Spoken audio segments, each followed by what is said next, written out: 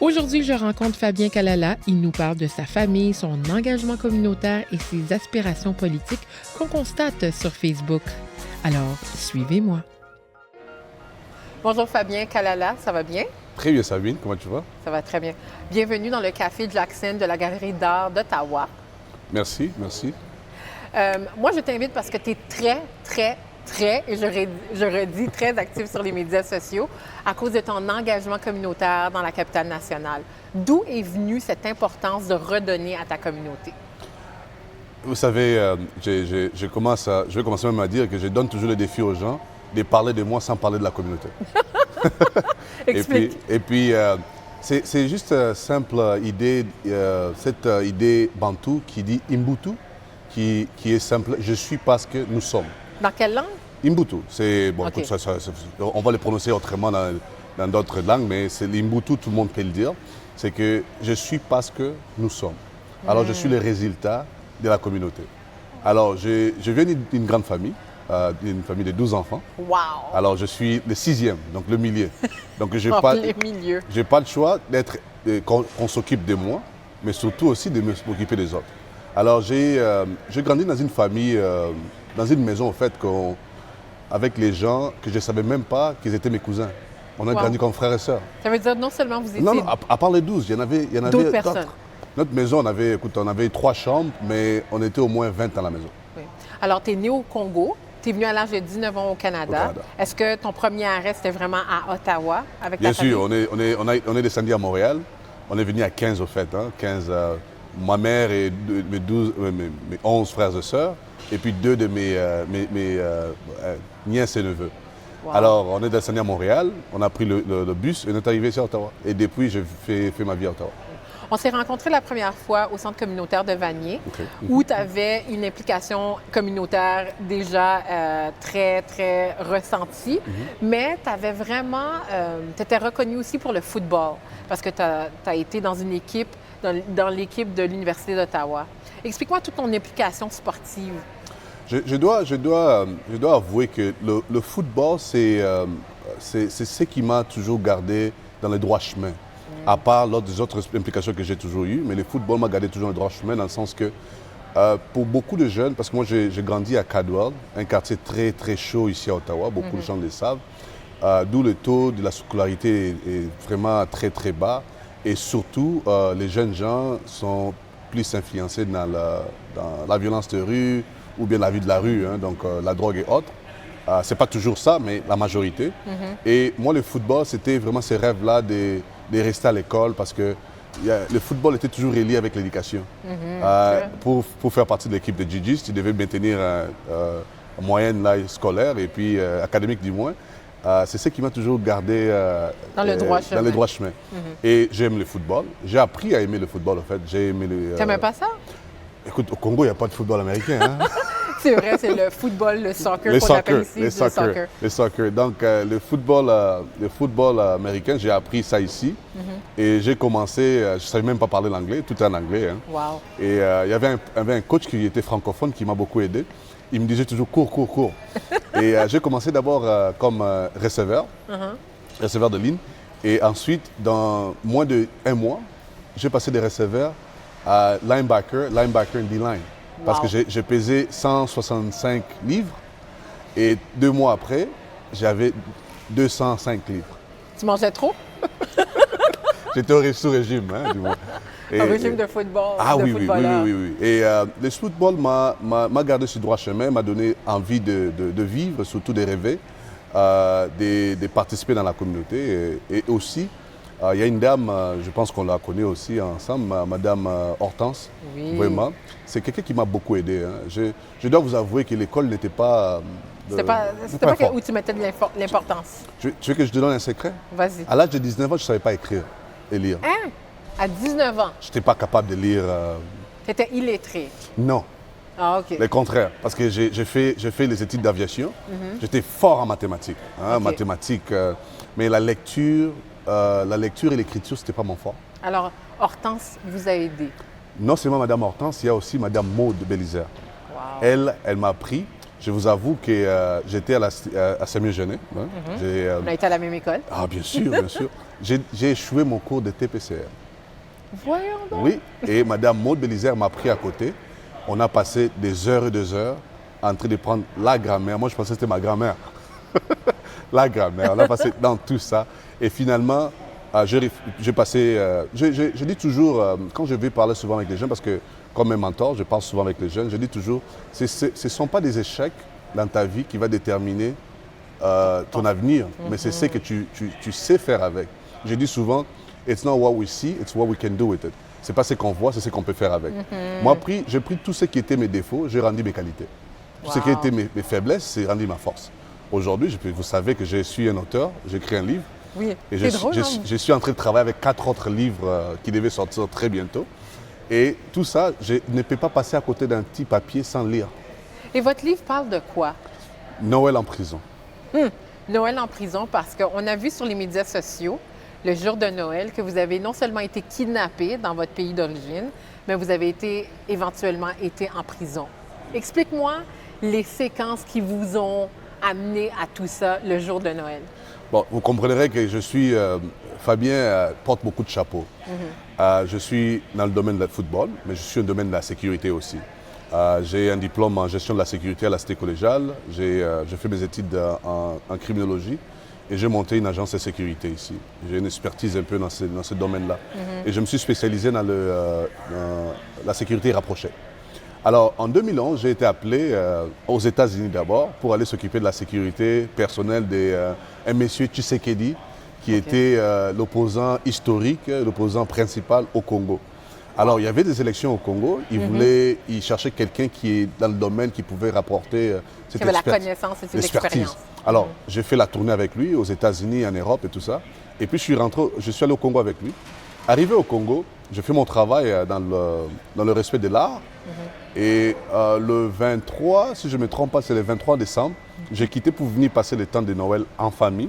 Au Canada. Au Canada. Oui. Arrivé à l'aéroport, je serais kidnappé. Kidnappé enlevé. Ou arrêté? Enlevé. Non, non, j'étais pas... OK. On veut juste rectifier les rumeurs, mais... J'étais enlevé. Okay. Ça c'est la vérité, parce que je n'étais pas arrêté. Arrêté, c'est des menottes. Arrêté, c'est mandat d'arrêt. Moi, je n'étais pas arrêté, j'ai été enlevé. Alors, expliquez-nous, qu'est-ce qui est arrivé? Comment vous avez vécu ce kidnapping? En fait, je quittais l'aéroport. J'étais déjà dans l'espace réservé. J'attendais mon avion. Mon avion était en retard. Et un monsieur s'est présent devant moi. Il me pose la question, toi, tu vas où? Moi, je dis, je vais au Canada. Il dit, toi, tu es à côté de tel monsieur. Tu sais, c'est un opposant. On n'aime pas. Tu ne vas pas sortir d'ici. On va te tuer. Tu dois venir répondre aux questions. Et puis, on va voir qu'est-ce qu'on va faire avec toi. Mais ce n'était pas un employé de l'aéroport? Non, c'était un agent de service de renseignement. Okay. Service de renseignement du pouvoir. Alors, il va me prendre dans les cafouillages et puis ça crée un tollé pendant que j'étais là. Et il va m'amener d'abord dans un endroit secret. Et c'est là qu'un des gardes qui était à côté de moi, qui va me le dire, hein, il ne va pas se cacher, il dit, mon cher ami, donne-moi un numéro de tes proches, je vais appeler, parce que je vais lui dire au moins où on va jeter ton corps. Au moins, ils peuvent aller récupérer ton corps pour faire le deuil. Voyons. Et c'est ça qui a créé la tollée au Canada. Parce que moi, non seulement il y avait beaucoup d'articles sur les médias sociaux quand tu as été kidnappé et ensuite mis en prison, mais c'était partout à travers les nouvelles, autant francophones qu'anglophones. Oui. Qui as-tu appelé? Alors, c'est ça que j'amène, la petite stratégie que j'ai fait. Quand le monsieur est venu me voir, il m'a dit ça. Écoute, imagine, ce sont des gardes assignés à ma surveillance. C'est-à-dire, ce sont des gens qui devaient surveiller tous mes effets et gestes pour me contraindre. Alors, j'ai pris un morceau de papier. J'ai écrit mon numéro personnel du Canada, parce que c'était mon jeune frère qui l'avait. Et puis, j'ai mis le numéro d'une dame que j'avais rencontrée quelques heures avant d'aller à l'aéroport. Je suis allé à l'ambassade du Canada au Congo. Je les ai dit, je suis en train de quitter. Si dans les 24 heures, vous n'entendez pas parler de moi, cherchez-moi. Est-ce que tu avais un pressentiment? Je savais. Tu savais? Je savais. Parce que avant ça, j'ai sué des balles de feu. On m'a tiré dessus 3 fois. Et on m'a dérangé à plusieurs reprises. J'ai été arrêté même avant ce jour-là. au mois de 26 novembre, j'ai été arrêté, torturé, frappé et puis relâché. Et je savais qu'on cherchait comment me prendre. Parce que cette fois-là, avant la première fois, on m'a relâché parce que c'était devant les gens. La dernière fois, en fait, le 23 décembre, c'est que comme c'était dans un endroit privé, donc on savait que les gens vont dire il a voyagé. Oh, il n'est pas là, donc personne ne va s'inquiéter. Oui. Alors, quand le monsieur en question m'a dit ça, j'ai pris le numéro, j'ai écrit mon numéro personnel. Il dit appelle ça, et puis j'ai dit oh, c'est un numéro international, ça se fait qu'il n'y aura pas de. J'ai pris un autre numéro d'une dame qui travaille à l'ambassade. Je lui ai dit ça c'est ma soeur. Appelle-la, juste dis on a arrêté Fabien, il est à l'endroit. Alors c'était le numéro de l'ambassade. Wow, alors les bonhommes m'appellent Canada au Congo. Les bonhommes m'appellent l'ambassade qui dit juste madame, c'est ton frère qu'on a arrêté Fabien. Juste ça là, il a arrêté. Quitte là, raccroché. Alors après, on m'a amené à un autre endroit secret. Et pendant qu'on parlait avec... c'était rendu plus comme un interrogatoire. Qu'est-ce que j'étais? J'étais un militaire, tout ça. Est-ce qu'il y a des plans contre les pouvoirs? C'était vraiment des choses très ancrées. Ils pensaient que tu étais là pour faire un coup d'État, peut-être. Non seulement ça, ils se sentaient menacés. Et il y a aussi cette rumeur qui circulait sur ma personne parce que les gens ne savaient pas qui j'étais. Ils parlaient d'un militaire américain, un étranger et tout ça. Et drôle de chose, c'est qu'à un moment donné, le monsieur a fait l'erreur de me dire, il cherchait les numéros de mon protégé, c'est-à-dire le monsieur que je faisais la sécurité. J'ai dit, j'ai pas mon téléphone est quelque part. Il dit, prends ton téléphone, donne un autre numéro. Je prends mon téléphone, j'appelle mon oncle. Wow. Alors pendant que je... Tu as eu beaucoup de chance, toi. Ah, moi j'appelle ça des stratagèmes. Quand tu travailles dans le domaine de la sécurité, tu dois le développer. Hein. Alors pendant qu'on y était, j'ai appelé mon oncle et il me posait des questions sans arrêt. Et Sabine, je répondais pour 50 questions, je répondais la même réponse. Je disais, je ne sais rien, vous m'avez pris à l'aéroport, vous m'avez amené ici, à côté des rideaux, par exemple. J'ai répété au même endroit. Je l'ai répété 3-4 fois. Il a compris que j'étais en train de passer le message. Il a pris mon téléphone, j'avais déjà raccroché. Et le lendemain matin, on m'a jeté dans un trou d'abord, d'où j'ai été, je ne peux pas décrire tout, mais j'ai été déshabillé, violenté, j'ai couché dans l'urine des autres personnes, on a pissé sur moi. On m'a fait beaucoup de choses que je ne peux pas décrire ici. J'ai resté avec des cicatrices sur mon corps et puis dans mon cœur. Mais le lendemain matin, on vient de me chercher dans le trou qu'on m'a jeté pour me dire viens. Et puis on m'a demandé de me débarbouiller et tout ça. J'arrive dans le bureau de chef de la police, le numéro 1 de la police nationale là-bas. Je trouve qui dans le bureau? Le général en question et puis l'ambassadeur du Canada. Wow. Le message était passé. Wow. Et tu as été sauvé par le pays. Alors, c'est là mon histoire a recommencé parce qu'il y avait la première partie le kidnapping et après, c'est là qu'on m'a mis sous arrestation. Puis après la pause, on va parler de ça.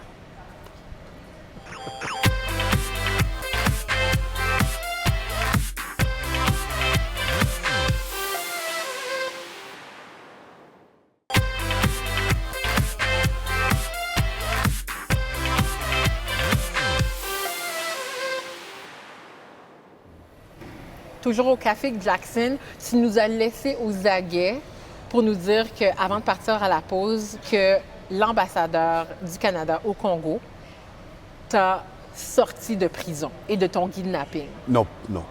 Comme je dis, ça c'est l'autre partie, parce que la partie de l'enlèvement vient de finir. Oui. On vient maintenant de rentrer dans la partie de l'arrestation.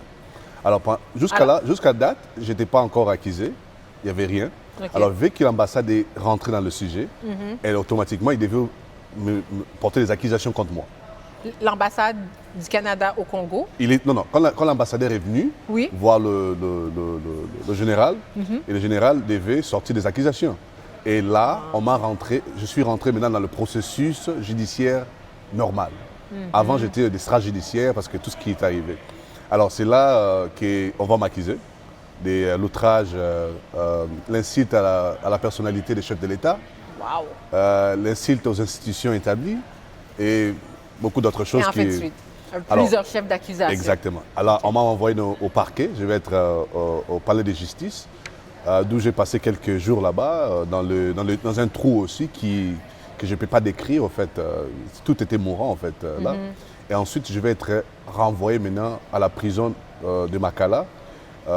Une prison qui a été construite en 1959, qui devait avoir la capacité de 1500 personnes. Mais pendant que moi j'y étais là, on était à 6700. Wow! Alors, Pleine les gens, capacité. c'est surpeuplé. Alors, la nourriture, chaque jour, il y avait quelqu'un qui mourait. Chaque Wow. jour. Et, mais j'ai passé beaucoup de temps là. Mais, L'ambassade a mais pris... qu'est-ce que tu disais dans ta tête pendant que tout ça arrivait? Tu disais, comment tu t'es gardé dans une santé mentale positive pour pouvoir en sortir vivant et vivant pour en parler? La première partie de l'enlèvement, j'ai pensé plus à ma famille. Ce qui m'intéressait le plus, c'est juste qu'ils trouvent mon corps et puis qu'ils fassent un deuil C'est proprement tout? dit. Alors, c'est ça. Parce que Tu avais abandonné. il y a beaucoup d'histoires là, derrière ça. Parce que vous savez, le premier ministre du Congo a été mis dans le Sud. C'est-à-dire qu'on a fait disparaître son corps. Il y a plusieurs autres gens qui ont quitté la diaspora congolaise, qui sont retournés au Congo, qui ont été tués. Et on a jeté leur corps, ils n'ont jamais trouvé leur corps. Alors moi, je pensais, première partie, je disais, au moins, ce monsieur va aider ma famille de trouver mon corps, de faire un deuil. Et la deuxième partie, c'était plus, bon, écoute, là, tu es rendu là, bon, il faut tenir le coup. Et je disais, Tu alors... dis ça avec un sourire. Alors, bien sûr, je faisais de l'humour quand j'étais à l'intérieur là. Ça m'a gardé longtemps. Et tu sais bien, Sabine, je suis un croyant. Ma Bible était à côté, je priais. Et j'avais la foi que T'allais t'en sortir. malgré tout ce qu'il faisait, je devais m'en sortir. Mais c'était question de quand je devais en sortir. OK. Et quel a été... Qui est venu te sauver dans cette prison-là, dans ce trou où tu étais? C'est le concours de plusieurs personnes. Hein, le concours de plusieurs personnes. Parce que, drôle de chose, comme on savait, avant que l'ambassade du Canada, parce que tout le monde pensait que j'étais un Américain, un Français, un Belge, alors chacun appelait n'importe qui. On appelait l'ambassade de la Belgique et tout ça. Et tout le monde se sont mis. Je me rappelle qu'on m'a envoyé au parquet, c'est-à-dire au palais de justice. J'ai réussi la visite de commission des droits de l'homme des Nations Unies qui sont venus me voir. Et là, c'était embarqué. On parlait dans les nouvelles partout, ici au Canada aussi. Alors finalement, mais ils ne voulaient pas me laisser sortir parce qu'ils savaient que je pourrais les poursuivre après pour tous les atrocités qu'ils ont conduites contre Parce qu'ils moi. savaient qu'est-ce qu'ils te Alors, ils m'ont sorti avec pas des promesses, avec des menaces en me disant, tu ne fais pas de médias sur ça. Deuxièmement, si tu le fais, on risque de tuer toute ta famille qui sont au Congo, tes amis et tout ça. Et il y Une avait- menace collective Exactement, pour toute ta famille. exactement. Alors finalement, on va me laisser sortir. Et là, on tombe sur notre calvaire. Le calvaire est simplement, mon passeport a été enlevé, a été envoyé. Après, je fais puis une semaine aller le chercher. On l'a envoyé à l'ambassade du Canada. Devine quoi, Sabine? J'arrive à l'ambassade refuse de me donner le passeport. Quelle ambassade? Du L'ambassade? Canada. Wow! Alors, le gouvernement de l'époque a refusé de me donner mon passeport. Moi, je dis, mais j'ai jamais compris pourquoi. Alors, j'ai fait des pressions ici à Ottawa, les gens qui se sont levés, qui ont fait des protestations partout. Oui. Et ils m'ont remis mon passeport et je suis revenu comme, Comme un héros. du moins. Un héros, parce que tous les médias ont suivi cette nouvelle, autant que les médias anglophones que sûr. francophones. Surtout les anglophones, il faut le dire. Surtout les anglophones. Et quand tu es retourné, qu'est-ce que tu as voulu changer avec tout ce que tu as vécu? Est-ce qu'il y a quelque chose que tu as voulu changer dans la communauté pour t'assurer que les gens ne vivent pas des atrocités comme tu l'as vécu? J'étais rendu très actif au sein, surtout pour les droits de l'homme. Le combat des droits de l'homme, le combat de la démocratie. J'ai essayé d'apporter mon soutien ou ma contribution dans ce sens. C'était plus le Congo, c'était partout. Et je vous signale que je suis consignataire de charte d'Amnesty International Wow, qui protège félicitations. les prisonniers politiques partout au monde qui ont les liens avec le Canada. OK. Alors, depuis lors, j'ai été vraiment actif et tout ça. Et... Alors, en ayant vécu quelque chose comme ça, Exactement. ça t'a donné plus de poids pour faire des changements une fois arrivé au Canada? Bien sûr. C'est pour que éviter ça. la charte qu'on a mis en place, c'était donner les directives au gouvernement canadien, comment ils doivent agir ou comment leur politique par rapport aux prisonniers politiques qui ont les liens avec le Canada à l'étranger. Wow. Puis maintenant, tu es une source d'inspiration. Tu es devenu un héros et une source d'inspiration pour beaucoup de jeunes, tant dans le sport, pour le football, puis aussi pour ton engagement communautaire, puis aussi le fait que tu as survécu toutes ces atrocités. Quel est l'engagement qui te tient le plus à cœur présentement? Vous savez, c'est être là pour les gens. Moi, je dois beaucoup à toutes les personnes qui m'ont entouré de ma vie, que je dois non seulement mon histoire, mais mon succès aussi de la vie à eux, parce qu'ils ont toujours été présents pour moi. Et il y a beaucoup de nos jeunes, beaucoup de nos gens de la communauté, ils n'ont pas de soutien. Que ce soit au niveau pour les besoins plus élémentaires, d'éducation ou de mentorat. Et c'est ça qui me tient à cœur, d'être présent pour les gens. Oui. Tu as fait quelque chose d'exceptionnel qui a été partagé tant dans les médias traditionnels que dans les médias sociaux. C'était le fait que tu as vraiment rempli une salle de jeunes qui ont participé au visionnement de Black Panther au mois de l'histoire des Noirs, qui était un film qui mettait en vedette des super-héros noirs, une première dans l'histoire de bande dessinée et de Marvel. Et tu étais celui qui a vraiment rempli la salle, plusieurs salles de cinéma à Ottawa. Et tu as travaillé avec un autre politicien du côté de Gatineau pour pouvoir faire la même chose à Gatineau. Pourquoi tu as voulu avoir autant de jeunes qui voient ce film-là? Je dois commencer à avouer que ce n'était pas mon idée. Alors, j'ai été approché par Ken Campbell des Jaku Kombit. Il m'a approché, il m'a parlé de Black Panther. Moi, je savais, comme tout le monde, j'attendais pour regarder Black Panther. Il m'a vu, il m'a expliqué, comment c'était important que nos jeunes puissent voir ce Black Panther. Lui, il voulait avoir 100 personnes. Il m'a demandé, Fabien, est-ce que tu peux sponsoriser 10 jeunes? Oui. Juste comme ça. 10 seulement. Moi, je ne dis pas de problème. Et je voyageais, je suis allé en Belgique parce que j'avais un championnat en Belgique en football, parce que je joue au football américain à Belgique. Wow. Et j'ai parti pour la Belgique. Je dis, à mon retour de Belgique, tu m'envoies un message, je vais le faire. Alors, il m'a approché. Et après ça, il y a Elder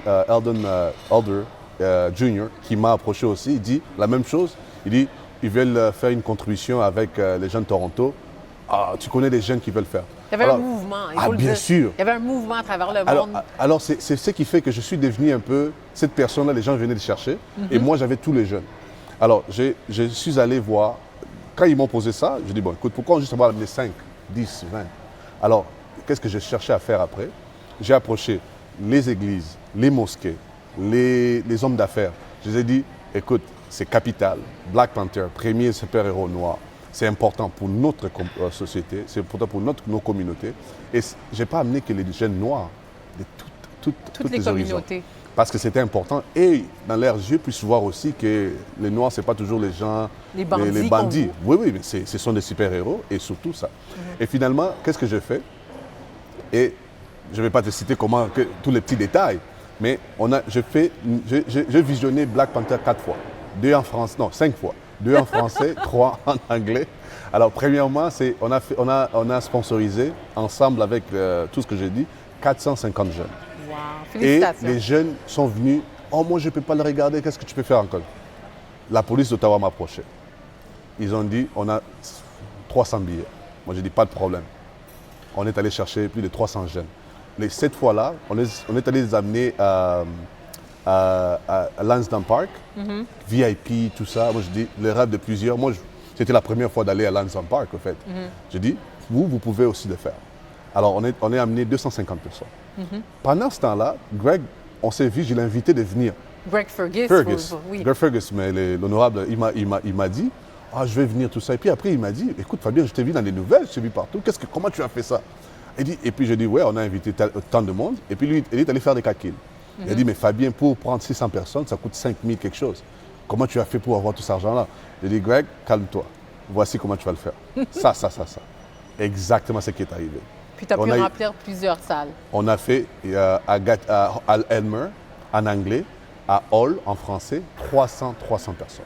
Wow, félicitations. Merci. Mais pour terminer notre belle entrevue, j'ai un petit jeu qu'on veut faire, qu'on appelle le jeu de emoji. Okay. Je vais te parler d'une personne ou de publication que tu as mise sur tes plateformes sociales et tu vas choisir la meilleure binette ou la meilleure emoji pour qui pourrait vraiment exprimer ton sentiment par rapport à cette publication ou cette information que je t'ai donnée.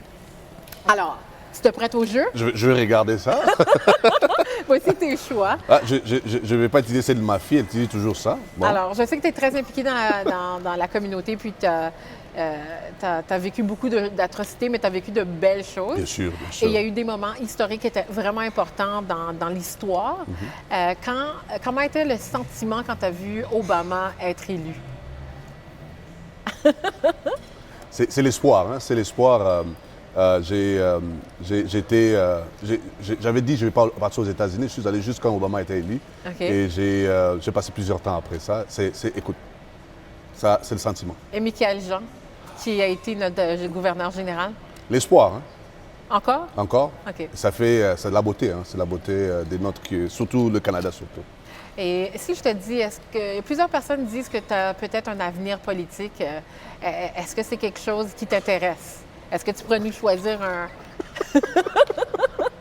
Alors, on va continuer à te suivre et on va voir si tu as une carrière politique ou pas dans les années à venir. Merci. Je ne dirais pas carrière politique, mais je dirais carrière communautaire, parce qu'à la fin de la journée, moi, je considère, pas la politique, je considère plus la communauté. C'est pour servir les autres, être présent au sein de vie des gens.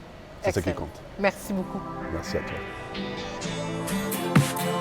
C'est déjà la fin de l'émission. Je vous remercie d'avoir été des nôtres. Suivez mon invité sur les médias sociaux ou sur sabinedaniel.com.